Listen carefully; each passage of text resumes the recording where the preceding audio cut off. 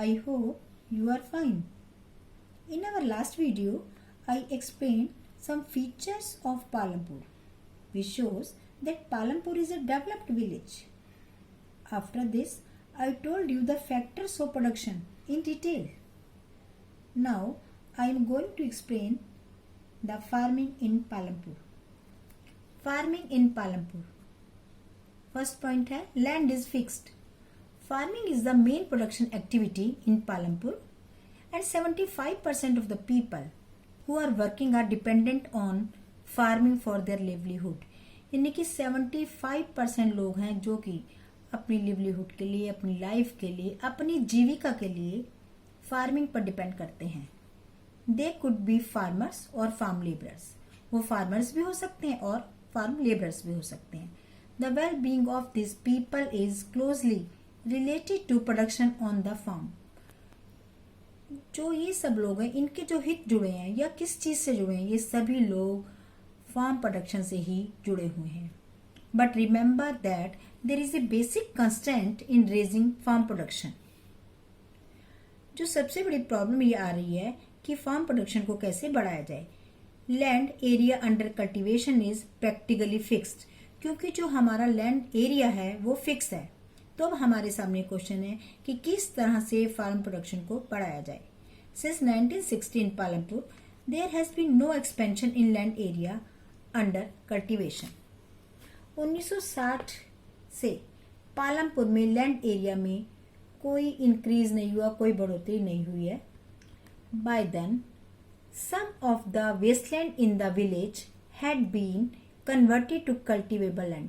क्योंकि उससे पहले ही जितनी भी पालमपुर में वेस्ट लैंड थी वो सब की सब कल्टीवेबल लैंड में कन्वर्ट हो चुकी है. There exist no further scope to increase farm production by bringing new land under cultivation. अगर अब हम चाहते हैं कि प्रोडक्शन को बढ़ाने के लिए हम लोग एरिया को भी बढ़ाएं तो वो पालमपुर में पॉसिबल नहीं है. अब मैं आपको बताऊंगी the standard unit of measuring land is hectare. Hectare से हम लोग लैंड को नापते हैं.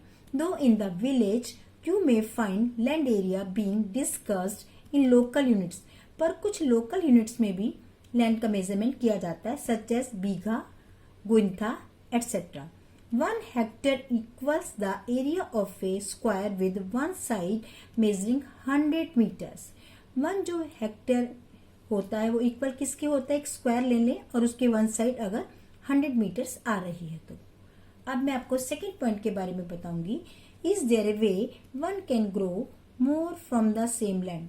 अब जमीन तो बढ़ नहीं सकती, ये बात तो क्लियर हो गई है. तो भाई एक और ही तरीका है कि किस तरह से हम लोग सेम जो पीस ऑफ लैंड है उससे ज्यादा कैसे ग्रो करें.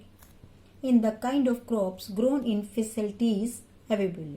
जिस तरह की क्रॉप्स उगाई जाती है, जिस तरह की फैसिलिटी है पालमपुर में, Palampur would resemble a village of the western part of state of Uttar Pradesh. जो पालमपुर है वो हमें इस तरह का गांव लगता है जो कि वेस्टर्न पार्ट ऑफ उत्तर प्रदेश में पाया जाता है. All land is cultivated in Palampur. Palampur में पूरा जो एरिया है लैंड का उसको कल्टिवेट किया जाता है. No land is left idle. किसी भी लैंड को हम बेकार नहीं छोड़ते. ड्यूरिंग द रेनी सीजन यानी कि खरीफ, farmers grow jowar and bajra. Farmer ज्वार और बाजरा उगाते हैं खरीफ के सीजन में. These plants are used as cattle feed. और इसको हम कैटल्स के खाने के लिए यूज करते हैं. It is followed by cultivation of potato between October and December. अक्टूबर और दिसंबर के बीच में यहाँ पर पोटैटो की या आलू की खेती की जाती है. In the winter season it means rabi, fields are sown with wheat. उसमें गेहूं उगाया जाता है. From the wheat produced farmers keep enough wheat for the family's consumption. Wheat को उगाने के बाद वो अपनी फैमिली के कंजप्शन के लिए रखने के बाद and sell the surplus wheat at the market of Raiganj.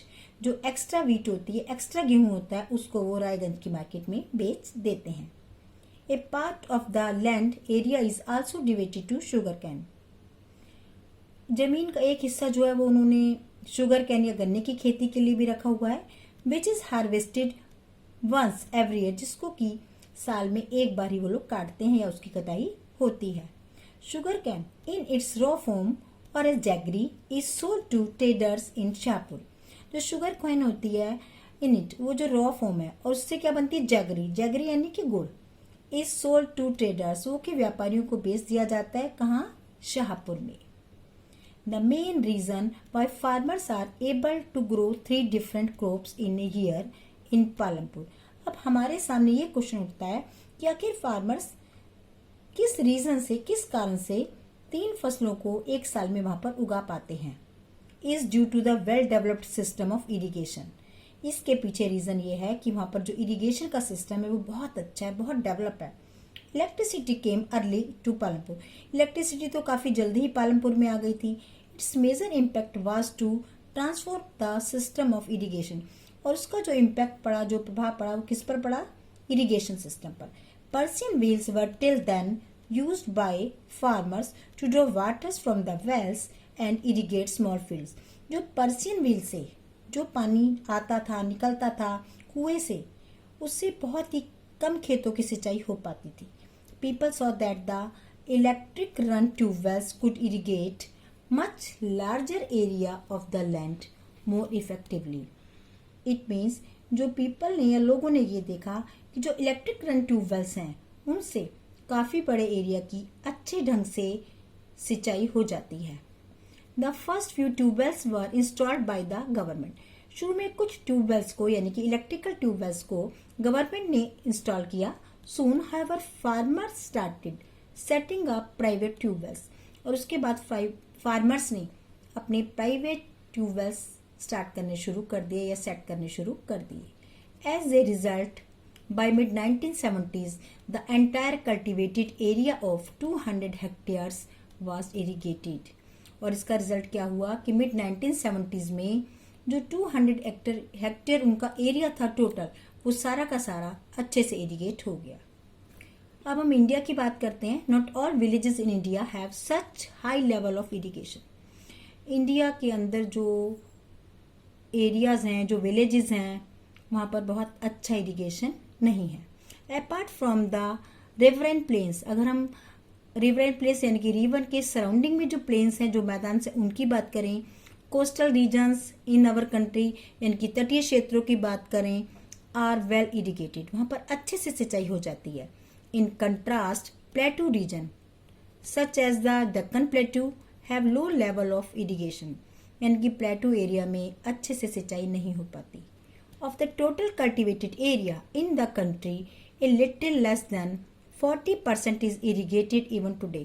आज भी लगभग 40% एरिया ही इरिगेट हो पाता है। और जो रिमेनिंग हमारा एरिया है, in the remaining areas farming is largely dependent on rainfall, यानी कि हमारे फार्मर्स अभी भी सिंचाई के लिए रेनफॉल की तरफ ही देखते रहते हैं। To grow more than 1 crop on a piece of land, एक से ज्यादा फसलें एक ही पीस से उगाना, एक ही साल में उगाना, इसको हम क्या बोलते हैं, multiple cropping. Multiple cropping it is the most common way of increasing production on a given piece of land. जो हमें पीस ऑफ लैंड दिया है, जो हमारे पास जमीन है, ये सबसे अच्छा मेथड है कि उसी जमीन से हम लोग अपने प्रोडक्शन को बढ़ा सकते हैं। All farmers in Palampur grow at least 2 main crops. लगभग सभी जो किसान हैं पालमपुर में कम से कम 2 क्रॉप्स से उगाते हैं। Many are growing potato as the 3rd crop. कुछ लोग आलू को भी तीसरी क्रॉप के रूप में, तीसरी फसल के रूप में उगाते हैं। In the first 15 to 20 years, यानी कि पिछले से 15 से 20 साल के बीच में वो ऐसा कर रहे हैं। You have seen that one way of increasing production. इस तरह से हम देख चुके हैं कि ये कौन सा तरीका है या एक तरीका है जिसके द्वारा कि हम प्रोडक्शन को बढ़ा सकते हैं from the same land is by multiple cropping. The other way is to use modern farming methods for higher yield. एक दूसरा मेथड भी है जिनके द्वारा हम अपनी उपज को बढ़ा सकते हैं, वो है modern farming methods. Yield is measured as crop produced on a given piece of land during a single season. जब हम यील्ड या उपज की बात करते हैं तो हम उसको कैसे मापते हैं, कैसे नापते हैं? हम क्या करते हैं, produce on a given piece of land, एक लैंड है जो हमारे पास, ड्यूरिंग ए सिंगल सीजन, उसमें सिंगल सीजन के प्रोडक्शन को देखते हैं और उसी से हम यील्ड के बारे में जानते हैं। Till the mid 1960s the seeds used in cultivation. अगर हम मिड 1960s की बात करें, जो सीड्स थे जो यूज किए जाते थे यानी कि बीज कल्टीवेशन में, वर ट्रेडिशनल वंस, वो परम पुराने थे, विद रिलेटिवली लो यील्ड, जो कि कम उपज पैदा करते थे। Traditional seeds needed less irrigation. जो ट्रेडिशनल सीड्स थे उनको लेस इरिगेशन या सिंचाई में कम पानी की जरूरत होती थी। Farmers used cow dung and other natural manure as fertilisers. जो फार्मर्स है वो काउ डंग को यूज करते थे और साथ में नेचुरल मैन्योर या फर्टिलाइजर्स को यूज करते थे। All these were readily available with the farmers who did not have to buy them. यानी कि फार्मर्स को कुछ खरीदना नहीं पड़ता था, सब कुछ उसी के पास ही अवेलेबल हो जाता था। The green revolution in the late 1960s introduced the Indian farmers to cultivation of wheat and rice using high yielding variety of seeds compared to the traditional seeds। जो ग्रीन रेवोल्यूशन है ना, ये late 1960s में introduce किया गया, Indian farmers ने किया, और किस फील्ड में, व्हीट और राइस के फील्ड में किया गया। और उन्होंने इसमें हाई यील्डिंग वेराइटीज सीड्स की, हाई यील्डिंग वेराइटी यानी कि ऐसे सीड्स को यूज किया जो कि ज्यादा उपज प्रोवाइड करें, ज्यादा प्रोडक्शन हो, और जो ट्रेडिशनल सीड्स थे कंपैरेटिवली उनसे ज्यादा। The HYV seeds promised to produce much greater amount of grain on a single plant. जो HYV सीड्स थे उनका क्या प्रॉमिस था कि वो लोग ज्यादा उपज, ज्यादा प्रोडक्शन देंगे इवन एक सिंगल प्लांट से भी, कंपैरेटिवली ट्रेडिशनल सीड्स के। As a result the same piece of land would now produce far larger quantities of food grains than the possible earlier. और जल्दी ये पॉसिबल हुआ कि जो हमारे पास लैंड थी वो फिक्स थी, पर उससे कंपैरेटिवली हम लोग ज्यादा अनाज पैदा कर पा रहे थे। HYV seeds however needed plenty of water, पर HYV सीड्स को बहुत ज्यादा पानी की जरूरत थी। आल्सो केमिकल फर्टिलाइजर भी चाहिए, एंड पेस्टिसाइड्स, और पेस्टिसाइड्स भी चाहिए टू प्रोड्यूस बेस्ट रिजल्ट, तभी उसका रिजल्ट बेस्ट होगा।